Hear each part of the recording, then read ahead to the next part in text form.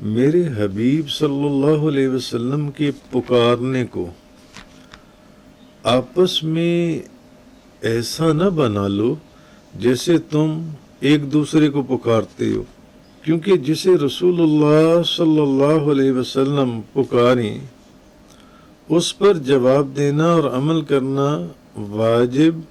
اور ادب سے حاضر ہونا لازم ہو جاتا ہے۔ تو سن لو، بے شک اللہ ہی کا ہے جو کچھ آسمانوں اور زمین میں ہے، بے شک وہ جانتا ہے جس حال پر تم ہو، اور اس دن کو جانتا ہے جس میں لوگ اس کی طرف پھرے جائیں گے، تو وہ انہیں بتا دے گا جو کچھ انہوں نے کیا، اور اللہ ہر شے کو جاننے والا ہے۔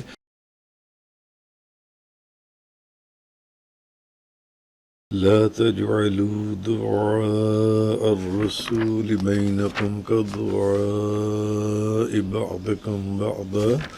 قد يعلم الله الذين يتسللون منكم لواذا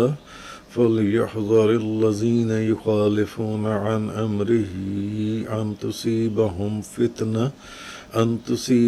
فتنة أو يصيبهم عذاب عليم۔ تم رسول کے بلانے کو ایسا نہ قرار دو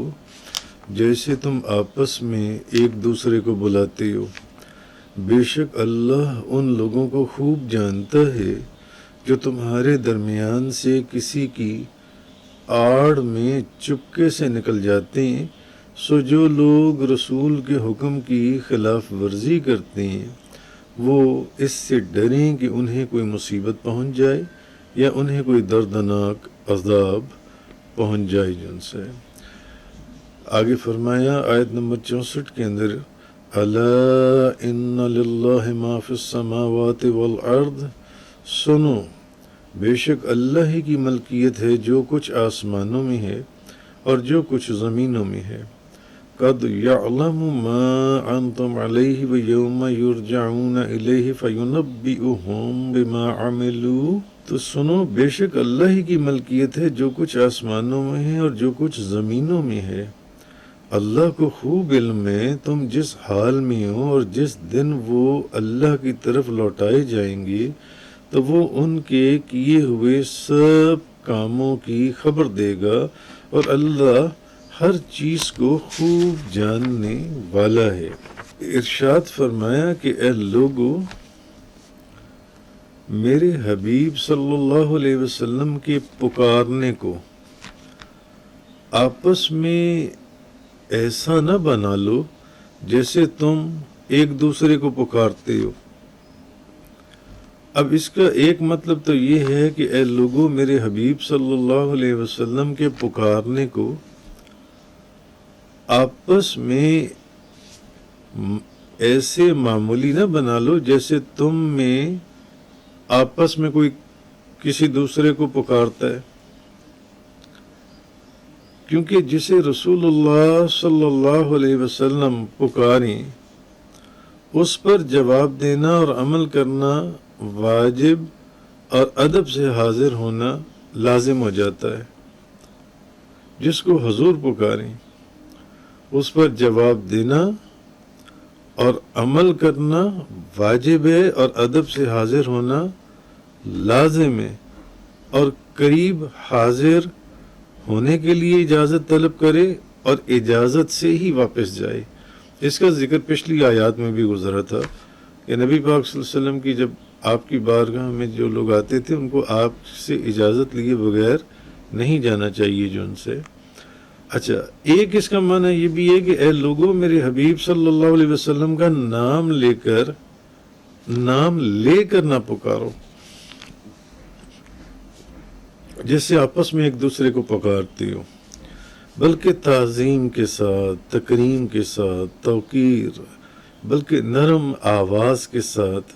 عاجزی کے ساتھ، انکساری سے انہیں پکارو۔ کہیں تو یا رسول اللہ کہہ کر، یا نبی اللہ کہہ کر، یا حبیب اللہ کہہ کر، یا امام المرسلین کہہ کر، یا رسول رب العالمین، یا خاتم النبیین کہہ کر، اس طریقے سے میرے محبوب کو جو ہے نا پکارو، جو ان سے آپس میں جیسے ایک دوسرے کو پکارتے ہو کہیں اس طرح نہ انہیں بلانا۔ اچھا، معلوم ہوا کہ نبی کریم صلی اللہ علیہ وسلم کی ظاہری حیات طیبہ میں اور وصال ظاہری کے بعد بھی انہیں ایسے الفاظ کے ساتھ ندا کرنا جائز نہیں ہے جس میں ادب اور تعظیم نہ ہو۔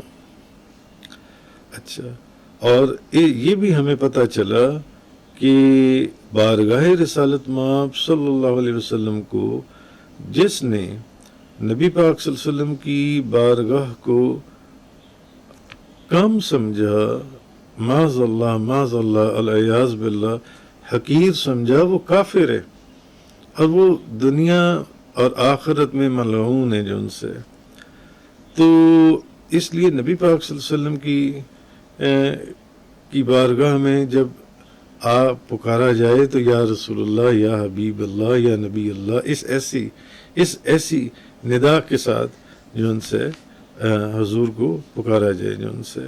تو کہا یہ گیا کہ نبی کریم، بعض علماء نے یہ کہا کہ نبی کریم صلی اللہ علیہ وسلم کو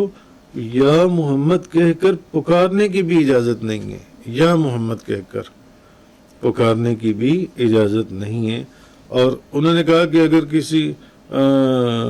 نعت وغیرہ میں، نعت شریف کے اندر یا محمد لکھا ہوا مل جائے تو اس کو وہاں سے ہٹا دینا چاہیے۔ بعض علماء نے ایسی بات کہی جون سی ہے۔ تو بعض تفسیر میں بھی انہوں نے لکھا کہ یا محمد کہہ کر نہ بلاؤ نبی کریم صلی اللہ علیہ وسلم کو، مثلا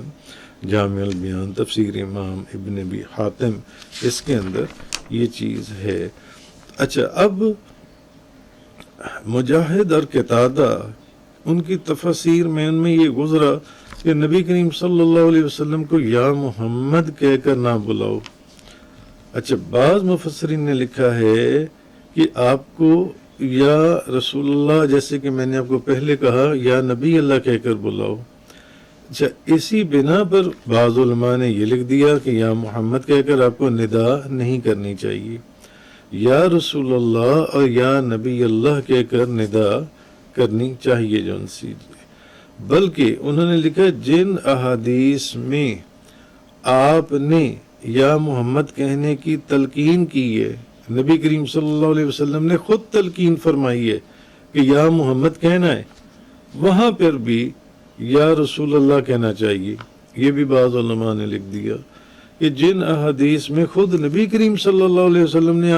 اپنے آپ کو یا محمد کہنے کی تلقین، وہاں پر بھی یا رسول اللہ کہنا چاہیے۔ اور انہوں نے آگے یہ کہا کہ جب آپ کا رب آپ کو یا محمد کہہ کر نہیں پکارتا تو پھر غلاموں کی کیا مجال کہ ہم آپ کو آپ کا نام لے کر پکاریں اور ادب کو منحوظ خاطر نہ رکھیں۔ بہرحال جواب یہ ہے کہ ان تفسیروں میں جن میں کہا گیا ہے کہ یا محمد کہہ کر بلانے سے منع کیا گیا ہے، ان تفسیروں میں یا محمد کہہ کر آپ کو ندا کرنے سے منع نہیں کیا گیا، ندا کرنے سے۔ اور ہم یا محمد کہہ کر ندا کے قائل ہیں، کیونکہ ندا میں اس کو متوجہ کرنا مقصود ہوتا ہے جس کو ندا کی جا رہی ہے، اس کو بلانا مقصود نہیں ہوتا، اس کو اپنی طرف متوجہ کرنا مقصود ہوتا ہے۔ مثلا ہم یا اللہ کہتے ہیں تو اس سے مقصود ہم اللہ تعالیٰ کو بلا نہیں رہے، اللہ تعالیٰ کو بلانا نہیں ہوتا، بلکہ اس کی ذات کو جب کوئی یا اللہ کہتا ہے، یا محمد کی طرح جب کوئی یا اللہ کہتا ہے تو اس سے مقصود اللہ کو بلانا نہیں ہے، بلکہ اس کی ذات کو اپنی اور اپنے حال کی طرف متوجہ کرنا مقصود ہوتا ہے۔ اسی طرح جب ہم یا محمد کہتے ہیں تو اس سے رسول اللہ صلی اللہ علیہ وسلم کو اپنی طرف متوجہ کرنا مقصود ہوتا ہے، آپ کو بلانا مقصود نہیں ہوتا۔ تو جن تفاسیر میں یا محمد کہہ کر آپ کو بلانے سے منع فرمایا گیا ہے اور آپ کو متوجہ کرنے، وہ بلانے سے منع فرمایا گیا ہے، آپ کو متوجہ کرنے سے منع نہیں فرمایا گیا۔ اس چیز کو ہمیں سمجھنا چاہیے۔ اچھا ایک جواب یہ بھی ہے کہ لفظ محمد جو ہے، محمد لفظ محمد کے دو لحاظ ہیں، ایک تو یہ کہ یہ آپ کا نام ہے، اب اس اعتبار سے آپ کو ندا کرنی منع ہے، یعنی آپ کا نام لے کر آپ کو بلانا منع ہے جو ان سے ہے، اور دوسرا اعتبار یہ ہے کہ یہ آپ کی صفت ہے۔ اب محمد کا معنی ہے جس کی بے حد حمد اور تعریف کی گئی ہو،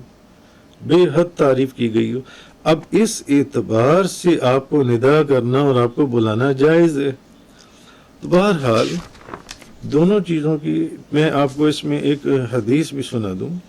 کہ امام مسلم حضرت براء بن عازم رضی اللہ تعالی عنہ سے انہوں نے ایک طویل حدیث روایت کی ہے، مسلم شریف کی حدیث ہے، جس میں ہے کہ جب رسول اللہ صلی اللہ علیہ وسلم، نبی پاک صلی اللہ علیہ وسلم مدینہ منورہ تشریف لائے تو مرد اور عورتیں گھروں کی چھتوں پر چڑھ گئے اور بچے اور خدام راستوں میں پھیل گئے اور وہ نعرے لگا رہے تھے، یا محمد یا رسول اللہ، یا محمد یا رسول اللہ۔ یہ مسلم شریف کی حدیث ہے، مسلم شریف کے اندر کہ نبی پاک صلی اللہ علیہ وسلم مدینہ منورہ میں داخل ہو رہے تھے اور مرد عورتیں گھروں کی چھتوں پر اور بچے اور خدام راستوں میں یہ کہہ رہے تھے، نعرے لگا رہے تھے، یا محمد یا رسول اللہ، یا محمد یا رسول اللہ۔ تو اور پھر یہ کہ خود نبی کریم صلی اللہ علیہ وسلم نے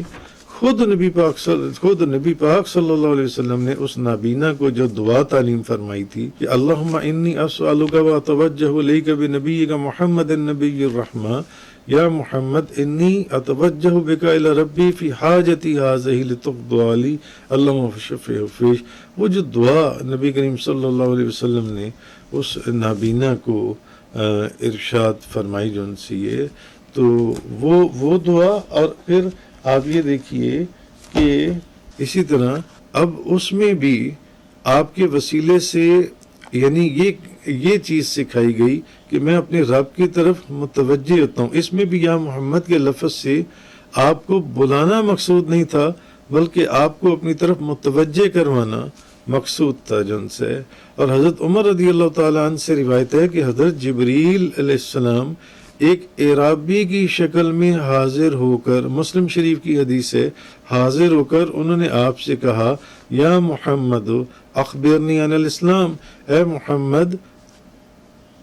مجھے اسلام کے متعلق بتائیے جن سے۔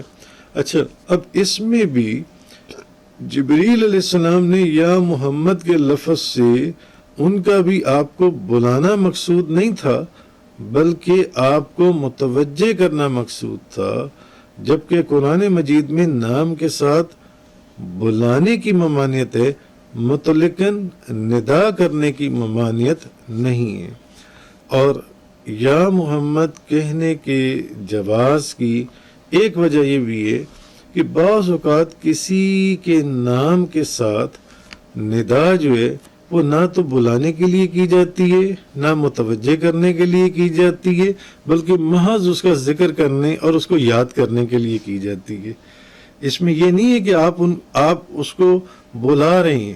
بلکہ محض آپ ان کو یاد کرنے کے لیے کر رہے ہیں۔ تو معلوم ہوا کہ بعض اوقات یا محمد کہنے کے جواز کی ایک صورت یہ بھی ہے کہ بعض اوقات کسی کے نام کے ساتھ ندا نہ تو بلانے کے لیے ہوتی ہے، نہ متوجہ کرنے، بلکہ محض اس کا ذکر کرنے کے لیے ہوتی ہے، اس کو یاد کرنے کے لیے ہوتی ہے، اس کے نام کے ساتھ ندا کرتی ہیں۔ جیسے کوئی شخص مثلا یا اللہ کا وظیفہ کرتا ہے تو اور یہ اس کے جواز پر بھی ایک واضح دلیل ہے جن سے۔ اور ایک حدیث بھی میں آپ کو بتاتا ہوں،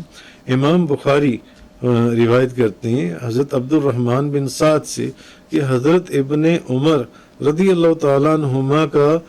پاؤں جو ان سے پیر سن ہو گیا، تو ان سے ایک شخص نے کہا کہ جو تمہیں سب لوگوں سے زیادہ محبوب ہو اس کو یاد کرو۔ تو انہوں نے فوراً کہا یا محمد۔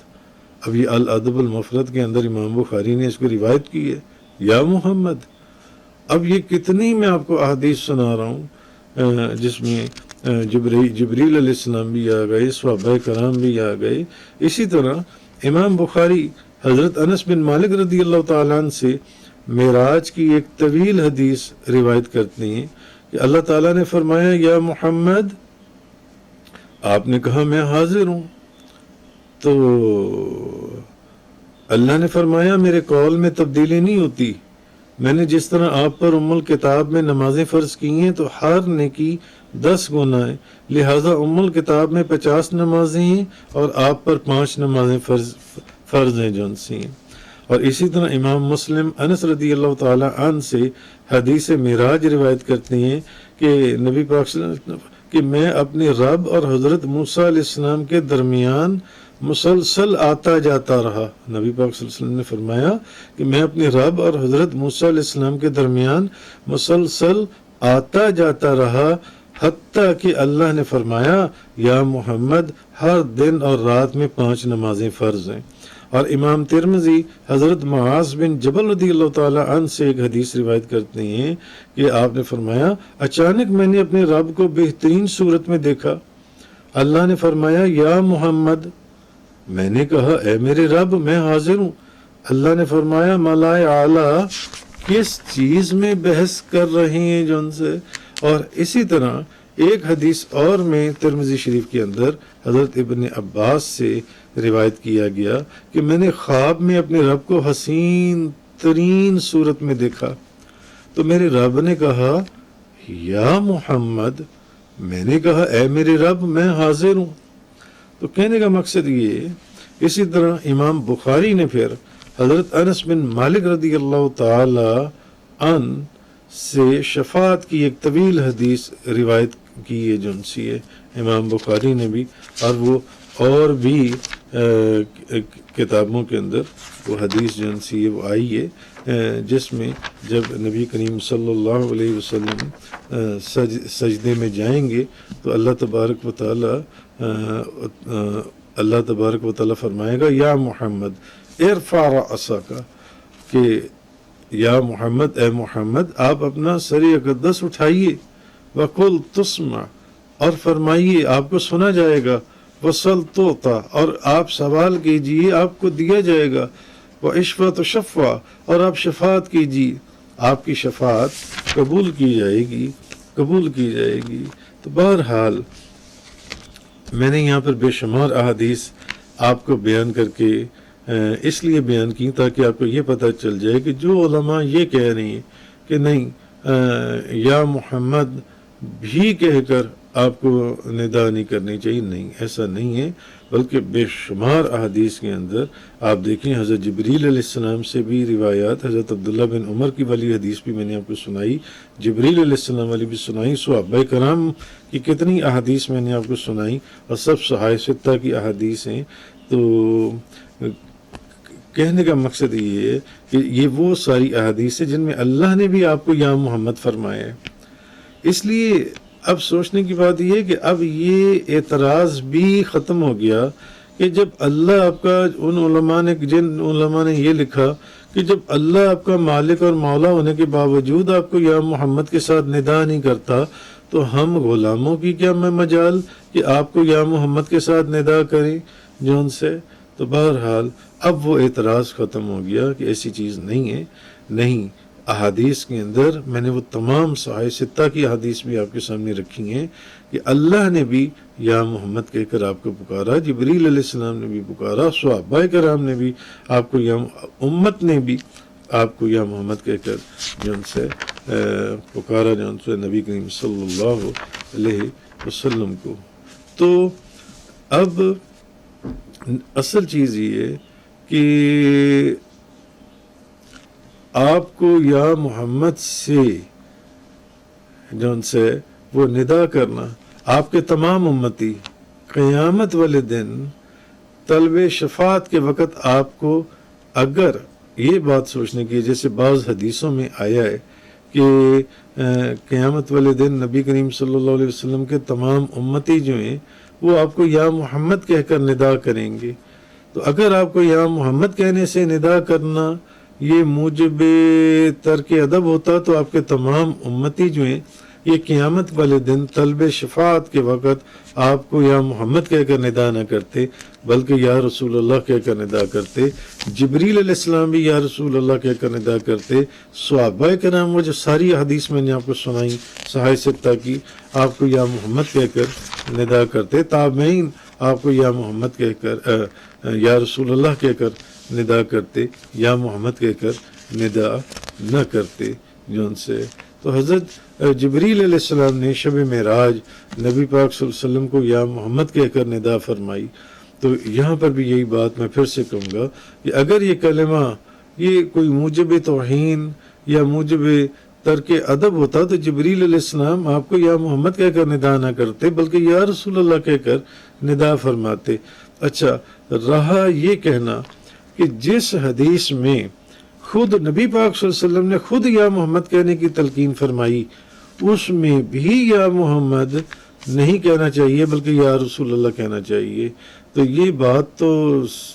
عقل اور سمجھ سے باہر ہے کہ جس حدیث میں خود نبی پاک صلی اللہ علیہ وسلم نے حکم فرمایا اور طریقہ فرمایا کہ اس طریقے سے آپ مجھے ندا کر سکتے ہو یا محمد کہہ کر، اس میں بھی یا محمد نہیں کہنا چاہیے اور یا رسول اللہ کہنا چاہیے. یہ چیز سمجھ میں نہیں آتی ان علماء کی. تو جو چیز جہاں تک تھی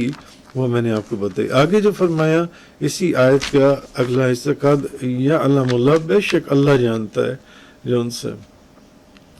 تو اصل چیز یہ کہ اس کا شان نزول یہ تھا کہ جمعے والے دن منافق لوگ جو ہیں یہ مسجد میں ٹھہر کر نبی کریم صلی اللہ علیہ وسلم کا جب خطبہ سنتے تھے تو وہ ان کے اوپر بڑا بھاری ہو جاتا تھا. تو ان کو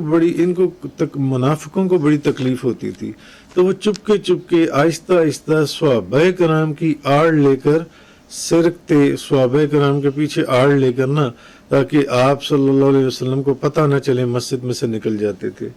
تو اس پر یہ آیہ کریمہ نازل ہوئی. تو آیت کا خلاصہ یہ ہے کہ اللہ تعالیٰ ان لوگوں کو جانتا ہے جو تم میں سے کسی چیز کی آڑ لے کر چپکے سے نکل جاتے ہیں. تو میرے حبیب کے حکم سے جو پھرنے والے لوگ ہیں اور ان کی اجازت کے بغیر جانے والے جو لوگ ہیں، اللہ تبارک و تعالیٰ نے اصل میں یہ بات فرمائی وہ ڈریں کہ انہیں دنیا میں کوئی تکلیف، مثلا قتل، زلزلے، ہولناک کوئی حادثہ یا کوئی اور کوئی ان کی اللہ کی معرفت سے محروم ہو جانا، اور یا پھر ان کو آخرت میں دردناک عذاب یا کوئی مصیبت، وہ یہ کام یہ جو کر رہے ہیں یہ چیزیں کچھ بھی ان کے ساتھ آگے پیش آ سکتی ہیں. اور پھر آیت نمبر 64 فرمایا کہ الا ان للہ ما فی السماوات والارض قد یعلم ما انتم علیہ وَيَوْمَ يُرْجَعُونَ إِلَيْهِ فَيُنَبِّئُهُمْ بِمَا عَمِلُوا وَاللَّهُ بِكُلِّ شَيْءٍ عَلِيمٌ. تو سن لو، بے شک اللہ ہی کا ہے جو کچھ آسمانوں اور زمین میں ہے. بے شک وہ جانتا ہے جس حال پر تم ہو، اور اس دن کو جانتا ہے جس میں لوگ اس کی طرف پھرے جائیں گے. تو وہ انہیں بتا دے گا جو کچھ انہوں نے کیا، اور اللہ ہر شے کو جاننے والا ہے. اصل میں اللہ تعالیٰ نے اپنی شان اور اپنی عظمت کو بیان کیا کہ سنو، جو کچھ آسمانوں اور زمین میں سب کا مالک اللہ ہی ہے. بے شک وہ تمہارے ہر اس حال کو جانتا ہے جس پر تم ہو. یعنی تم اگر ایمان پر ہو وہ اس کو بھی جانتا ہے، نفاق پر ہو وہ اس کو بھی جانتا ہے، اور وہ اس دن کو بھی جانتا ہے جس میں لوگ اس کی طرف جزا کے لیے پھیرے جائیں گے، اور وہ دن روز قیامت ہے. تو وہ انہیں بتا دے گا جو کچھ اچھا برا عمل انہوں نے کیا، اور اللہ ہر چیز کو جاننے والا ہے. اللہ سے کوئی چیز نہیں چھپی ہوئی، وہ ہر چیز کو جانتا ہے، وہ ہر چیز کو دیکھ رہا ہے. تم کس بھول کے اندر بیٹھے ہوئے ہو. وآخر الدعوانا ان الحمد للہ رب العالمین. تفسیر قرآن کا یہ لیکچر انگلش میں سننے کے لیے براہ کرم ڈسکرپشن میں موجود لنک پر کلک کریں.